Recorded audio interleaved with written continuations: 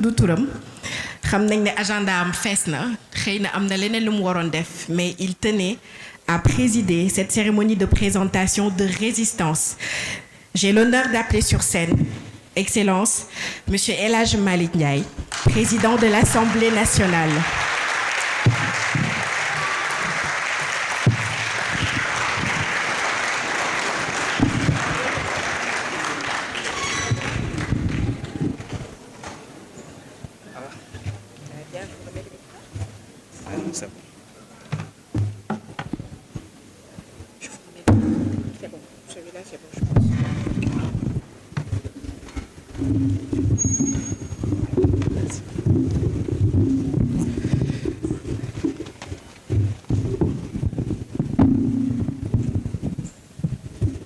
Assalamu alaikum wa rahmatullah.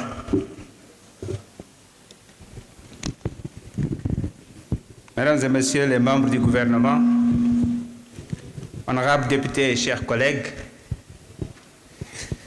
mesdames et messieurs les maires, les directeurs, les présidents de conseil d'administration, monsieur l'auteur du livre, cher frère Ibrahima Diallo, chers frères et sœurs patriotes, chers invités, mesdames, messieurs, permettez-moi avant toute chose de m'incliner pieusement devant la mémoire de la grande cantatrice Adjaratou Kharmbey Madiaga qui vient de nous quitter. Elle restera à jamais une figure emblématique de notre patrimoine culturel, une femme de foi, de sagesse et de dignité. Nous prions pour le repos de son âme et formulons le vœu que son héritage continue d'inspirer la jeunesse, les artistes et la nation tout entière. Mesdames, Messieurs, c'est avec un honneur profond que je préside aujourd'hui la cérémonie de dédicace de l'ouvrage Résistance, chronique de la révolution patriotique du Sénégal, écrit par notre frère Ibrahima Diallo, membre du secrétariat national à la communication et par ailleurs chef de la cellule médias et communication du bureau d'information et de communication du gouvernement. En ma qualité de secrétaire national à la communication de PASTEF, je mesure toute la gravité et toute la noblesse de l'instant que nous partageons. Car ce livre n'est pas seulement un témoignage politique, il constitue un acte de mémoire, de vérité et de fidélité. Cette œuvre retrace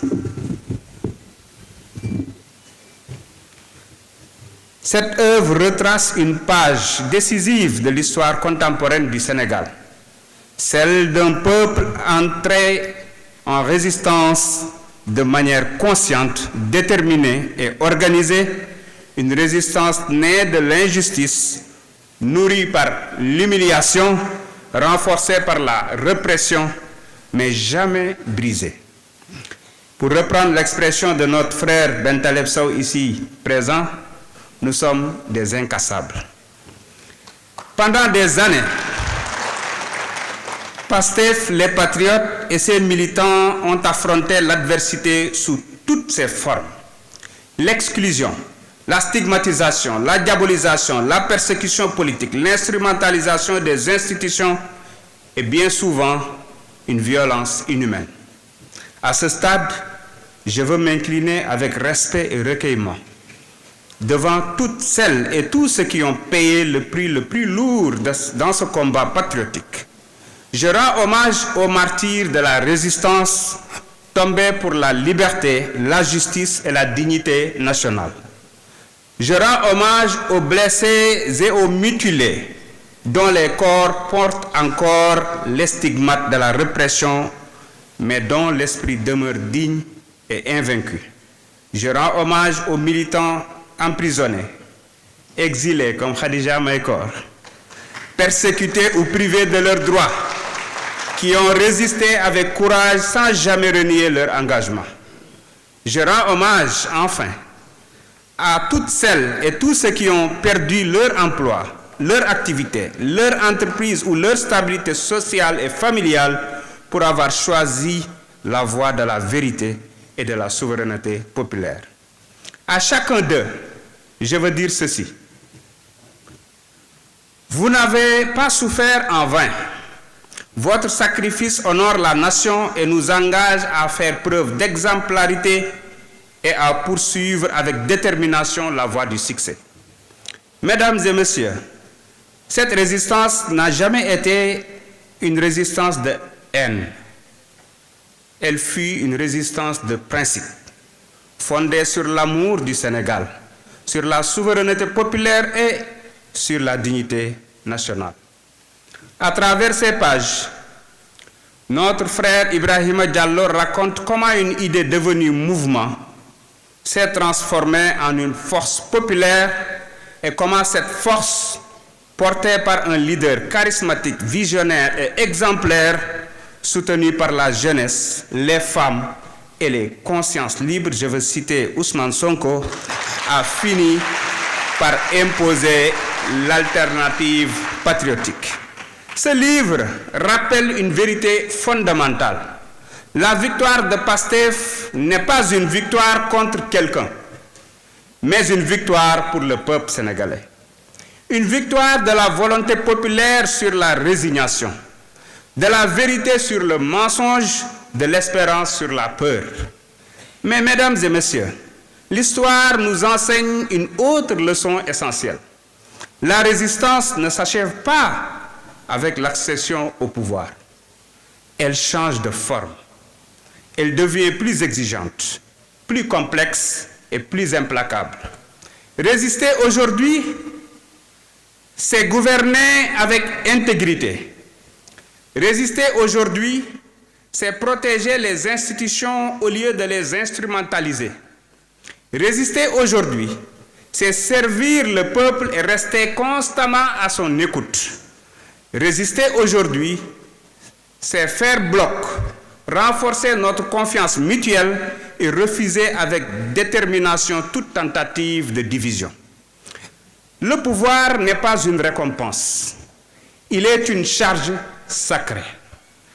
Une charge qui nous oblige à être plus justes, plus transparents et plus responsables que ce que nous avons combattu. Car l'histoire est sévère avec ceux qui oublient l'esprit et l'essence même de leur propre lutte. C'est également dans cet esprit que je souhaite adresser un message à nos militants et sympathisants. Comme l'a si souvent rappelé notre leader, le président Ousmane Sonko, nous devons rester concentrés sur l'essentiel, mesurés dans nos propos, disciplinés dans notre communication et confiants dans le leadership et la stratégie mise en œuvre. Nous ne sommes plus dans l'opposition. Nous sommes désormais aux responsabilités. Le temps que nous consacrions aux polémiques et aux provocations de nos adversaires doit, au contraire,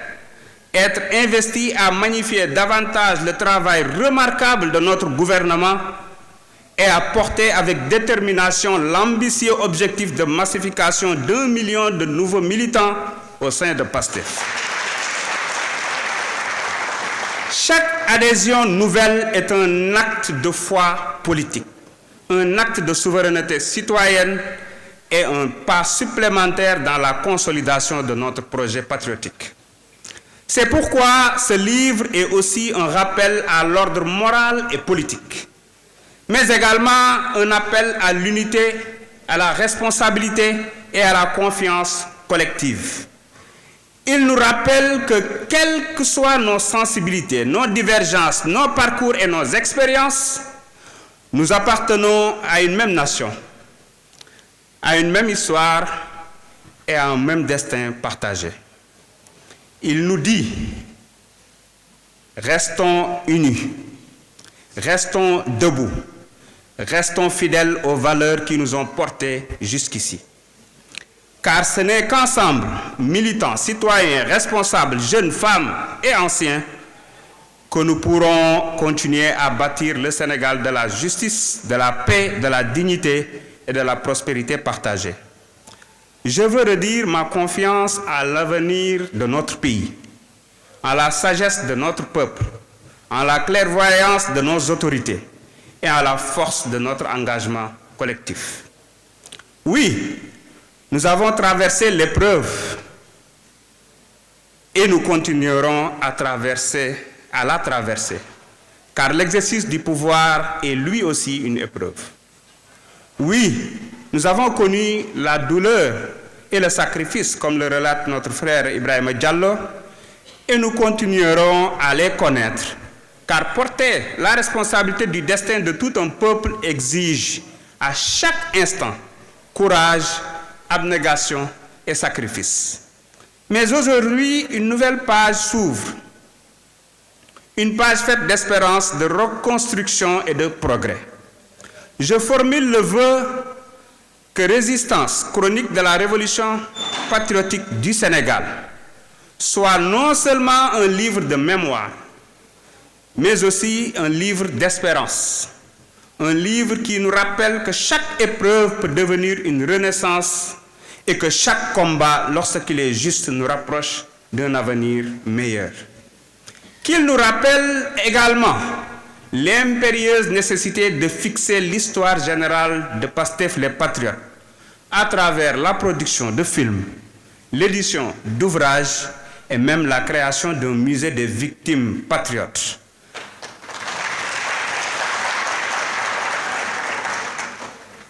Je les appellerai les MVP de notre combat, afin que la mémoire de ce combat demeure vivante, transmise et honorée pour les générations futures. En félicitant chaleureusement l'auteur, mon frère Ibrahima Diallo, je tiens à saluer son engagement constant, sa résilience face à l'épreuve, son affection et sa loyauté envers notre leader, le président Sonko, son professionnalisme exemplaire et son humilité remarquable dans la manière de servir la cause patriotique et l'intérêt national. Je souhaite que ce livre demeure une boussole pour nos militants, une boussole pour les responsables, une boussole pour toutes celles et tous ceux qui croient en un Sénégal juste, souverain, solidaire et tourné résolument vers l'avenir. Je vous remercie de votre aimable attention.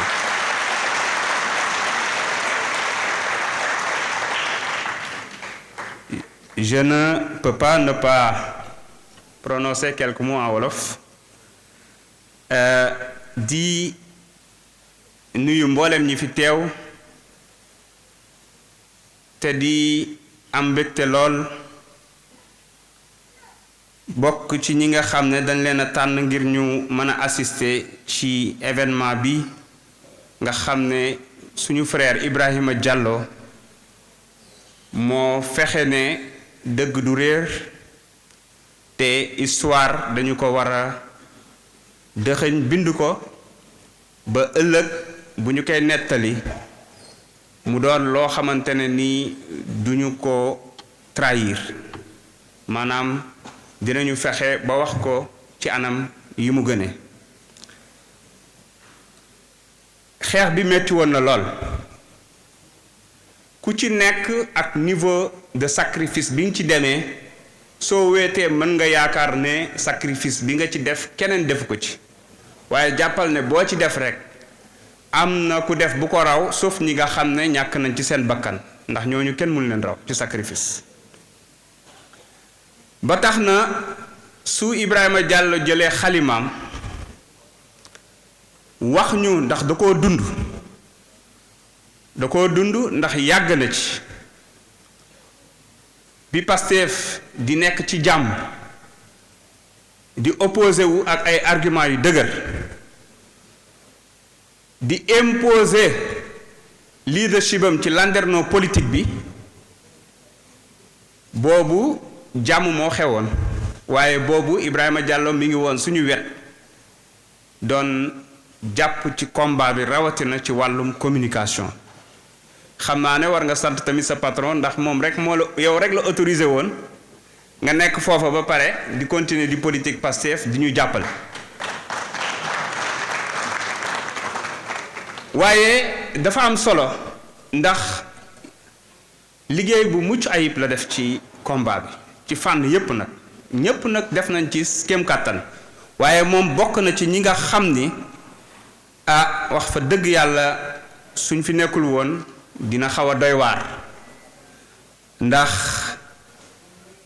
xeex bi yeggoon nañ foo xamante ne nii communication rek moo ñu si mënoon a génne mën naa ne ginnaaw détermination bi population bi amoon kon suñu demee ba ñu woo Pastef génne ko ci zone de confort am mi débat d'idées mi la force de l'argument di ko imposer l'argument de la force il fallait que Pastef réinventé wu ngir mën a jàmmarloog régime tyrannique bi fi nekkoon et bu ñu ko réussir c'est parce que dañu am un leader charismatique comme ni ma ko waxee un leader visionnaire waaye bu am conviction waaye bu am fit waaye tamit mu ànd ak ay responsables ay militants ay sympathisants bref aw askan wu am fit woo xam ne fu mu toll de bañ nooteel loolu moom moo ñu permettre tey ñu yegsi fii ñu yegsi ba tala nettali histoire bi waaye duñu ñëw torop ci li nga xam ne yépp xew na ci xeex bi ndax kon livre Ibrahima bi du jar waaye dinañu wax rekk ginnaaw bi ñu rombee phase boobu parce que combat wu Pastef ca njëlbeen ga ba fi ñu yegsi nii lépp c'est phasé au début c'était pour faire connaître le leader Ousmane Sonko mu walbatiku moom porter projet bi waaye faire émerger d'autres leaders bi ñu réussir phase boobu il fallait que Pastef s'impose et ci xel mu rafetu leader bi xam na kan la amaloon ak affaire ak fan la ñuy jaar ba cuq ko ba nga xam ne li ñu bëggoon dinañu ko am loolu tamit réussir nañ ko bi xeex jotee xeex nañu bi proposé programme jotee def nañu ko bi ñu demee élection askan wi wóolu nañ ñu dénk ñu ginnaaw ba wóolu nañ ñu dénk ñu nekkatuñu parti opposition parti au pouvoir la donc mënuñoo wéy di yor comportement wu parti opposition ala kulli haal à moins que ñu réere mbir li nga xam ne moo ñuy xaar wala moom la ñu dëjmal waaye tamit li nga xam ne moo waral lu mat lu ëpp téeméeri nit faatu ci ndax buñ naan victime peut-être plus de 80 rey nañ leen mais wóor na leen ne xeex bi tolloon na foo xam ne ñàkkul suñuy maam suñuy yaay ñoo xam ne am nañ ci cardiaque wala leneen wuy ci àdduna te xamuñu leen moo tax ñi ci ñàkk seen bakkan kenn xamul nu mu toll ñi ci ñàkk seeni cër kenn xamul nu mu toll ñi ci seeni liggéey yàqu ñi ci seeni say tas lu ne am na ci à partir de ce moment nous avons l'obligation de réussir quel que soit alpha ak lu mën di xew nag mu neex ñu dañuy réussir mu naqari ñu dañuy réussir kon lii nga xamante ne nii moo war a nekk suñu taxawaay te suñu leader Ousmane Sonko di ñu ko rappeler tout le temps mooy nañu focus ci projet bi ndax am na liggéey boo xam ne bu ñu ko liggéeyee man gëm naa ne parti unique mooy am Sénégal pas ci forcing mais dinañ def ba nga xam ne li naan réduire l'opposition à sa plus simple expression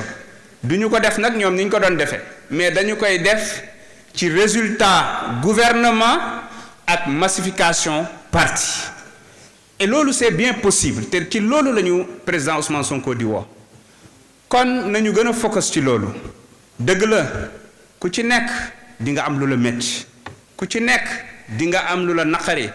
ku ci nekk di nga fàttaliku fi ñu jaar ba tax na léeg-léeg xol mën naa jóg waaye ak lu mën di am bu ñu fàtte mukk ne fi ñu jaar moo gën a métti fuuf fi ñu toll nii te loolu noonu la war a continuer kon mbokk yi du ma guddal ndax teelu ñu door yëf yi waaye bëggoon naa rendre hommage mbooleem waa SNCOM ginnaaw bi ma rendre hommage Ibrahima Diallo